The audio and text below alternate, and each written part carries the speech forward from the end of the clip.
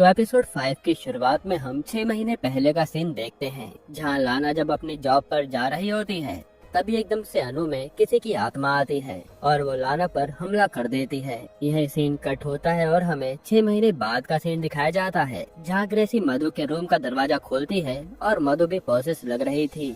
इसके बाद हम सोहिनी को देखते हैं, जिसे मधु की कंडीशन के बारे में पता चला था, तो वो उसे अपने साथ ले जाने आई थी। वहीं ग्रेसी सोहिनी से कहती है कि ऊपर 4 लड़कियां भी रहती हैं, वो कभी हॉस्टल छोड़कर नहीं जाती, पता नहीं क्या चक्कर है। इसके बाद सोहिनी मधु को अपने साथ ले जा लेती है। फिर लाना के पास हकीम आता है, तो लाना उसे बताती है कि वो लड़की तो यहाँ से चली गई है, अब आपका काम कैसे होगा। इस पर हकीम कहता है कि आधा काम हो चुका है और बाकी जब वो लड़की वापस आएगी तो उसे दवाई पिला देना, मैं सब देख लूंगा। जिस पर लाना मान जाती है। साथ ही हकीम उससे आत्मा के बारे में पूछता है कि बताओ मुझे किसकी आत्मा है उस कमरे में। तब लाना उसे एक नाम बताती है जो हमें आगे पता चलेगा, यानी कि लाना सब कुछ जानती है। इधर आज मधु का सोहिनी काफी अच्छे से ख्याल रखती है और उसके जख्मों की मरहम पट्टी भी करती है। फिर सोहिनी अपने रूम में जाकर कुछ सोचती है और सीधा ग्रेसी को कॉल करके कहती है कि मैं उन बाकी लड़कियों की मदद करना चाहती हूँ, शायद उन्हें किसी बात का ट्रॉमा है जो मैं दूर कर कर रहूंगी। अब रात को जब सोहिनी की बेटी सो रही होती है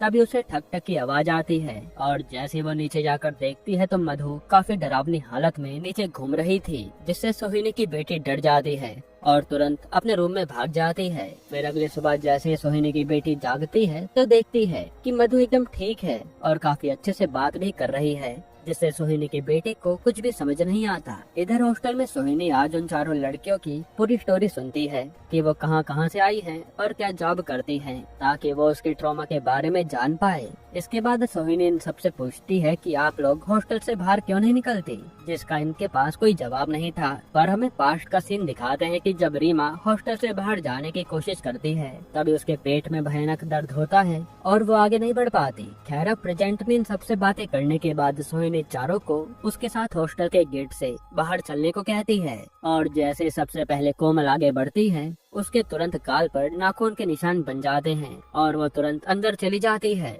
जो देखकर सोहिनी भी हैरान थी। पर वो तो भूत प्रेत में नहीं मानती थी, उसे अभी भी लग रहा था कि इन लड़कियों में किसी बात का ट्रॉमा है, इसलिए वो अपने आप को हार्म पहुंचा रही हैं। हॉस्टल से निकलते ही इधर मधु आकर अरुण से मिलती है और आज ब्रेकअप के लिए कहती है, जिस पर अरुण कहता है कि मैं तुम्हारे बिना रह नहीं पाऊंगा। ये कहते ही वो मधु को किस करने लगता है और आज ये दोनों इंटीमेट हो जाते हैं। यहाँ एलू आकर उसी हकीम से मिलती है और कहती है कि तेरे पास एक लड़की आई थी जिसकी बाद में लाश मिली, यानी तो नहीं उसका खून किया होगा। अब ये बता तूने कितनी लड़कियों को मारा है। जिस पर हकीम उल्टा एलू से जीवा के बारे में पूछने लगता है और कहता है कि तेरा बेटा भी मुझसे यही सारी विद्या सीखता था और वो पैसों के बदले में मेरे लिए लाशें ठिकाने लगाने का काम करता था। जो सुनकर एलू के होश उड़ जाते हैं। यहाँ जब मधु अपने काम पर जा रही होती है तभी उसे नकुल मिलता है और उसे लिफ्ट देता है। फिर कार में वो उस रात की किसकी बात करता है जो मधु को अच्छी नहीं लगती और वो कहती कि तुम्हारा दोस्त जो उस दिन पार्टी में आया था उसे देखकर मैं श्योर हो गई हूँ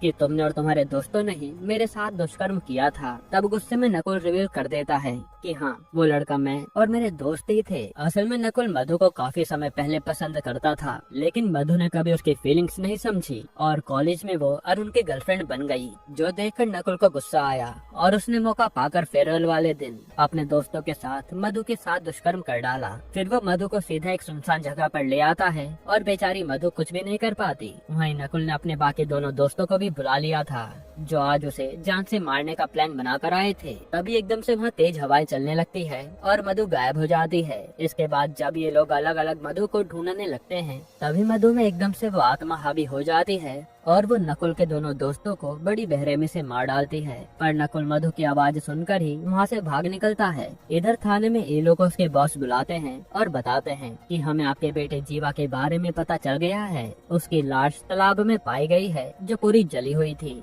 जब उस एरिया में लाश को ले जाने कोई नहीं आया तो उन लोगों ने उसे जला दिया और अब जाकर हमें ये रिपोर्ट मिली है और ये जीवा ही है, जो देखकर ये लोग खूब रोती है और सोचती है कि पता नहीं मेरे बच्चे को किसने मार डाला जो 6 महीने से गायब था। यहीं पर एपिसोड 5 खत्म होता है।